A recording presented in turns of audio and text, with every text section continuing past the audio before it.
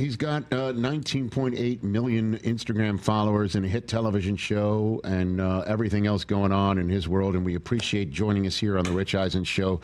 One of the stars of Acapulco on Apple TV, Eugenio Derbez. Good to see you, sir. How are you? Fine. Thank you. Thanks for having me. How's that for an introduction for you?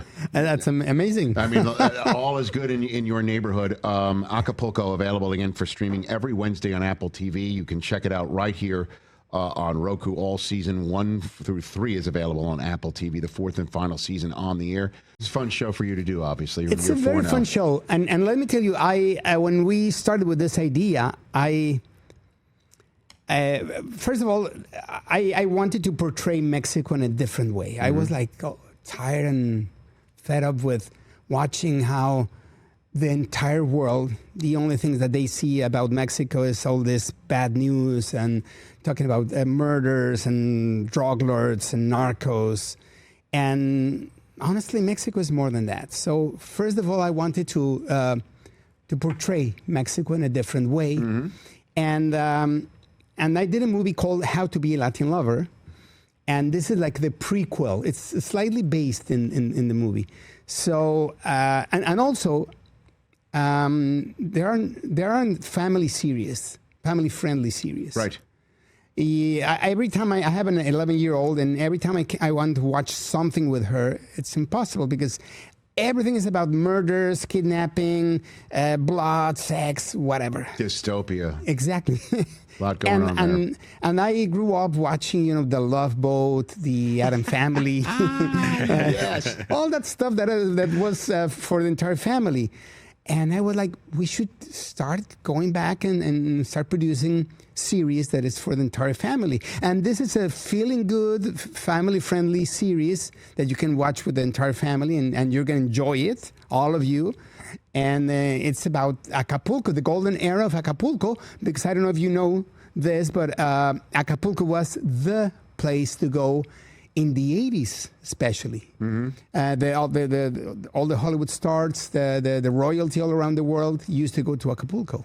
Well, my parents, who were married 53 years, getting married in 1961, they honeymooned in Acapulco. Yeah. So that was their choice to go to, two Brooklynites going to Acapulco. And so that was the inspiration of you wanting to create this series? I mean, or did you get a script? How did you get started on Acapulco? Because we wanted to make a series after we did the movie How to Be a Latin Lover. Yes. It's really funny. You should watch it too, with Salma Hayek, Rob Lowe, Kristen Bell, Michael Cera. It's a great cast. It was really successful, and then we came up with this idea of why not doing it like the series and doing the prequel, how did Maximo, my character, became a billionaire. And that's when we came out with this idea. We pitched it to Apple, and they bought it. And off we go. Eugenio Derbez is here on the Rich Eisen Show. Acapulco, season 4 and final season, available for streaming every Wednesday on Apple TV. Do you have a favorite soccer team, football team from Mexico? Yes, Okay. yes. I grew up. I was born and raised in Mexico City. Yes. So I have a team that is called El Cruz Azul. Actually, if you Google Cruz Azul, Yes. you'll probably find me. Okay. Because you're there, you're at this game? I'm a big supporter of Cruz Azul, and I did a very popular show in Mexico, and my character was big fan of Cruz Azul, and every time they play, there's a lot of memes with my character.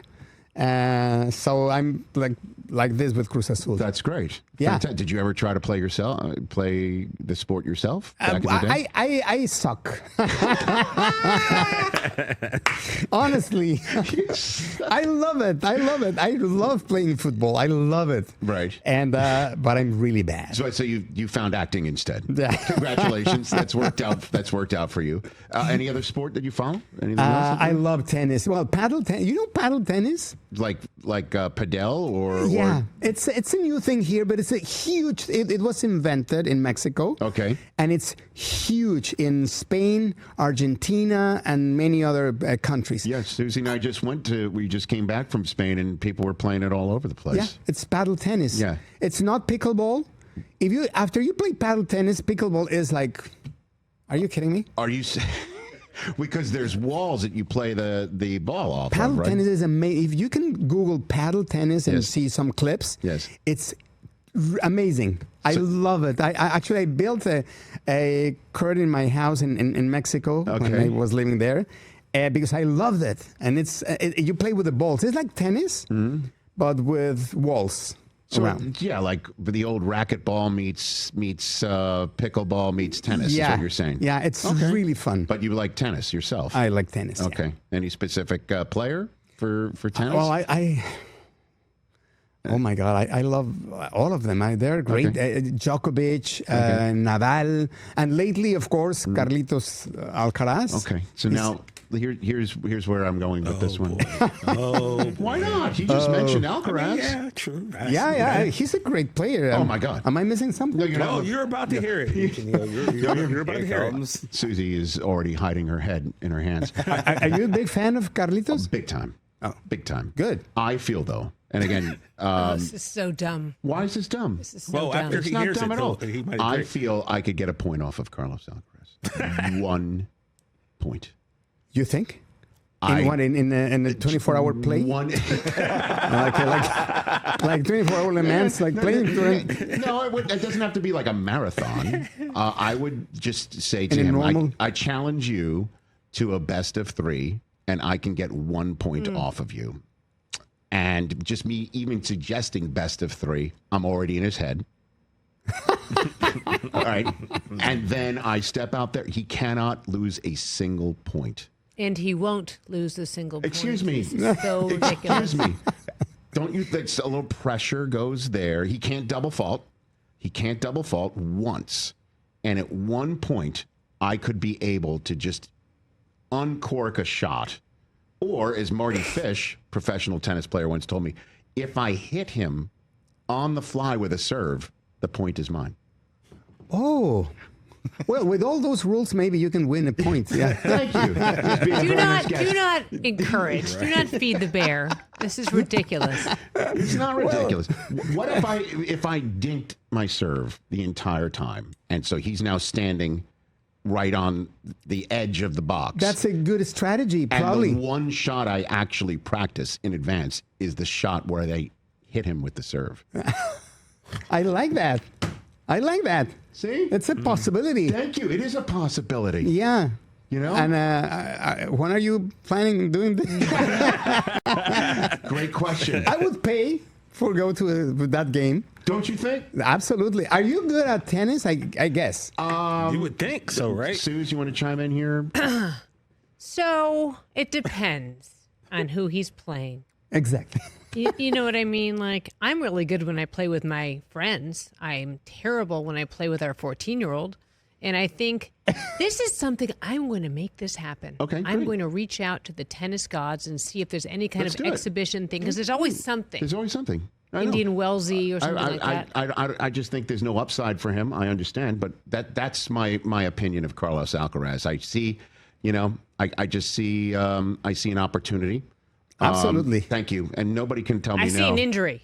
Is that wrong? Excuse me. This is a man who's already been established. He makes family-friendly entertainment. I think this is something you can watch with your 11-year-old. Absolutely. I would love it. It's- even if you get injured, I would enjoy it, honestly. It's still a teachable moment, right? Honestly. After this speech, if you get Thank you. injured, I would. Thank you. I enjoy your fantastic. darkness. Good for you. I think it's Ladies good. and gentlemen, okay, that's my take on Carlos Alcaraz. Eugenio Derbez is here on the Rich Eisen Show. We've got a game called Celebrity True or False, where we ask you questions about your career. Okay. And you tell us if what we're reading about you is true or false. Okay. And we've got some outstanding production value to kick us off. Hit it, please. Okay. Celebrity, true or false? You can't handle the truth. All right, there we go. Eugenio Derbez is here on the Rich You Eisen can Show. call me Gene. Gene, okay. Gene, yeah. Gene is here. Okay. True or false? You started acting at just 12 years old on a telenovela in Mexico. Is that true or false? What do you think? I'm going to say it's true. It's true. It is true. Yeah. 12 years old. 12 years old. Because my mom was a soap opera actress. She was like the queen of telenovelas. So every time I had a day off at school, I wanted to go there with to her where she was shooting, and I was always asking her, "Can I be like a part of a whatever in the line, an extra in any place?" Yes. So I started acting really young. And what did you play as a 12-year-old on this program? That role when I was 12, for some reason they were looking for a kid. And I looked very similar to the guy who was playing the older. I don't know. I don't even remember the story. His son or something But they were like, "Hey, wait!" They told my mom, "Hey, wait! Your son looks pretty much like the actor. So can we use him?" And I was like, "Yes, please." And I ended up in that telenovela when I was 12 years old. Okay, very good. So that's true. A second one up for you. It's true or false? You hold the record for the highest rating for a non-episodic TV program in the history of Mexican television. Is that true or false? Was that true? Is it true? What do you think? I can't put anything past you. If you think I can get a point off Carlos Alcaraz, I'll say this is true. True. It is true. Yes. Which show is this? It's a show called Al Derecho y Al Derbez. I'm playing with my last name. Okay. And it's a comedy show, like a sketch show, like Saturday Night Live, kind of. Okay. And I broke all the records in television. I don't even remember the year, but I had a huge 41 points of rating back then. Is there a competition within your household, I should ask, about, ratings in television history, anything like sort of thing? Because if your mom started, it was as big as she is. That's a good question. I mean, she passed away already, but her telenovelas would stop the entire country. So I'm not sure. I never asked her about the ratings of her telenovelas, but I'm sure probably she might beat me because she was huge. That's how big. And back then, people, they just watch open TV, so there were not a lot of options. So probably she might win. Okay, Gene, number 3 on this list, Coda. What a beautiful film. Yeah. Academy Award winner. The budget for Coda was so small, you bought you in the independent film, you bought your own wardrobe for your scenes. Is that true or false? That's true. That's true. That's true. But it was because when we were designing the character, the director, Sean Heather, she was telling me, I think you should have like a story where you probably were a rock star in Latin America. Yes. And we don't see this in the story. But to build my character, she was telling me, imagine that you were a big, like a Paul McCartney, but in Latin America. And then you try to do the crossover to the US and you fail. So you get depressed and you decide to retire from music. And now you're teaching in a small school in Boston. So I wanted to be like a rock star, kind of. And when I asked the wardrobe lady, hey, do you have something more like different? And she was like, no, we didn't have budget for that. And I was like, okay, I'll buy my own stuff. And I bought my own stuff. And that's what you wore in the film. What you see, I wore my own wardrobe. Yeah. Did you know when you were shooting that this had Oscar dust on it at all? Not at all. Not at all. Kidding. No, actually, I mean, I could have asked for a producer credit. If I'm putting my own wardrobe, I should have asked. And now I would have won an Oscar. You could have gone up on the stage. I know. Right, which I'm sure you did anyway.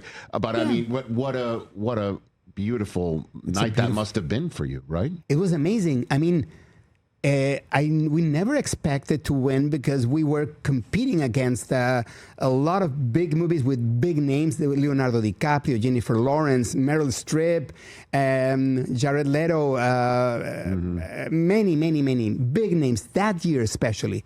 Will Smith. That was the year of the slap. Oh. Yeah. Were you in the... I was there. Okay. I saw it firsthand. And It was what are you thinking? It was crazy because I remember we all, the entire theater, same as probably in the audience in their homes, we thought it was planned. It was a joke. But after it happened, and everyone was laughing, and then he started saying crazy stuff, and everyone was like, wait, is this real or not? And then they went to commercials, and then we saw Denzel Washington approaching Will Smith and taking him to another corner. And then someone that was around there, he told us that they were discussing, he was telling Will, you know what, you should go and apologize, because there's no way that a guy like you slap another comedian in front of the entire world. And and that's when we realized it was real. When Denzel Washington approaches Will Smith, that's during when you're a commercial break, and then the gossiping was like all around, and people was texting me not about Coda, but about the slap. Wow! So it was a great ceremony, but it was a little bit like shadowed by the slap. So how about that? Yeah. A few minutes left for you. Gene Derbez? Yeah. Okay, very good. A few more for you. For the movie Dora and the Lost City of Gold, you literally had to hold your breath for 2 minutes under the water for a scene in that film. Yes, true. And are you equipped as a swimmer for such a thing? No. They trained us like for 2 weeks in a row. Yeah. And I never expected, because I couldn't hold my breath more than 40 seconds, and that's a lot. So there's no way I can do that. And then they said, well, we're going to train you. And I was like, you can train whatever you want, but I'm not going to get it. Right. And after 2 weeks of training us, we all the actors, we got more than 2 minutes underwater. It was incredible, because the training is more mental than physical. It's more in your head. Of course. Yeah. So they explain to you what's going on in your body, what are you going to feel, everything. And it's very, very interesting. And now I'm teaching all my friends, because they know the story, and they are, now teach me, I want to hold my breath for 2 minutes. So there's a very interesting technique. Okay. I did not know any of that. Two more. Last year, true or false, you scored 19% in a poll for the presidential race in Mexico. True. Wow. 1/5 of the electorate wanted you to run the country. Yes. Wow. Yes. What did you think of when you heard that? Ego. Ego's a big thing, because they immediately were like, wow, I can be president. Probably I should run for president. But then after talking with my family, because there was a big chance, a lot of people, political parties approached to me because they wanted to see if I was able to run for president. And but then I decided that it's not good. I'm a comedian. I'm a funny guy. I don't want to get involved in all those. So is the president of Ukraine at one point. I know. Someone told me that, and I was like, that's why it was more like taking it like as a serious thing. Yeah, because you never know. Yeah, but I'm not good at it. I'm just... You're just an actor and a comedian. Yeah. Okay. Last one for you. True or... This one, I saw this. I can't wait to get the answer here. True or false? You are the voice for Jim Carrey and Eddie Murphy when their movies are dubbed for Latin American releases. Is that true? That's true. Wow. How did this come about? If you have a DVD of Shrek, for example... Sure. I'm Donkey's voice in Spanish for all Latin America. And for some reason, they allowed me, and this was first time ever, they allowed me to adapt the script into the Mexican culture. Okay. So the script in Spanish is kind of different. It respects the core, but I adapted all the jokes to the Mexican culture. And well, not the Mexican, because I knew it was for all Latin America. Let's say for the Latin culture in general. So it was very successful because it felt like original. And for some reason, I feel like the donkey, it's more Mexican. than Americans. So The burro. El burro. And until today, a lot of people are constantly asking me, can you record a message for my kid with the donkey's voice? So as y así es como habla el burro de Shrek en español. That's how I speak in Spanish. And what about Jim Carrey? How does he sound? Well, Jim Carrey, I just did Yes Man. Just That's one movie. Yes Man. Yeah. Okay. But for some reason, I've been doing dubbing Eddie Murphy in a lot of films, not just Shrek, but Dr. Dolittle, Mushu. I'm Mushu for Mulan. Mulan in Spanish. So I'm basically Eddie Murphy's voice in Spanish. Have you met Eddie? Have you ever come cross paths with him? Never once? Yes, once. Uh-oh. Did I just step on something here?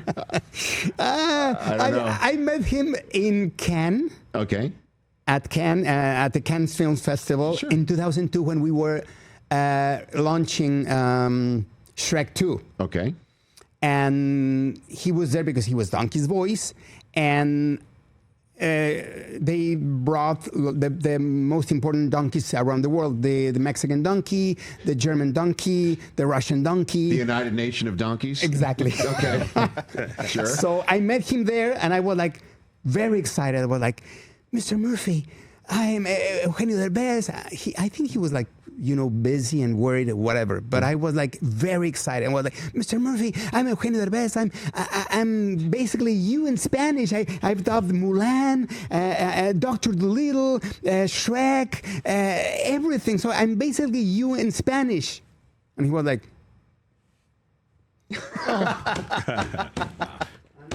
The thumbs up and left.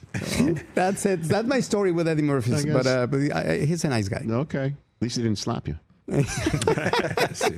Exactly. Hey, congrats on everything in your life and your career and what you've become and who you are globally and what's going on, especially with Acapulco on Apple TV. I was talking before about how great the shows are on Apple TV. We were watching Friends and Neighbors and Shrinking, and obviously the studio in Acapulco fits right into this whole Absolutely. Morning Apple show. TV morning show as well. You're watching the latest season of that as well. She's locked in on And that. this is like the Ted Lasso vibe. Ted Lasso, kind of. Yeah, obviously, so beautiful. you're going to love it if you watch it. Nice family-friendly fare. Everybody check it out. Gene Derbez, good to see you, sir. Thank you for coming. Rich, thank you for You're having welcome me. here anytime. Absolutely. Thank you very much. Everybody check out again Acapulco, season 1 through 3, available now on Apple TV, and the 4th and final season streaming every Wednesday on Apple TV. Catch the Rich Eisen Show live weekdays from 12 to 3 p.m. Eastern on Roku Sports Channel in the U.S.